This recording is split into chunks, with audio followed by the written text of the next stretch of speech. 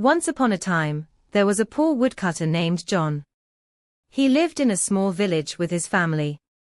Every day, he went into the forest to cut wood and earn money. Although he was poor, he was always honest and kind. One day, while cutting a tree near a river, his axe slipped from his hands and fell into the deep water. "Oh no! My axe!" John cried. "How will I earn money now?" Suddenly, a magical fairy appeared from the river. The fairy smiled and asked, "Why are you crying?" John replied, "My only axe fell into the river. I cannot buy a new one." The fairy disappeared into the water and returned with a golden axe. "Is this your axe?" she asked. John shook his head and said, "No, that is not mine." The fairy went back into the river and came out with a silver axe.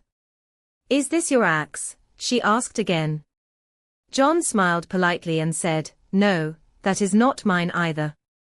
Finally, the fairy brought out an old iron axe.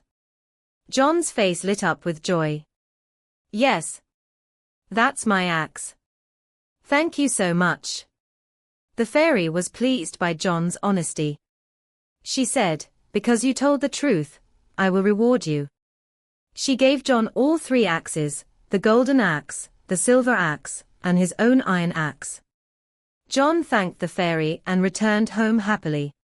From that day on, he and his family lived a comfortable life, and everyone in the village admired him for his honesty. Moral: honesty is the best policy.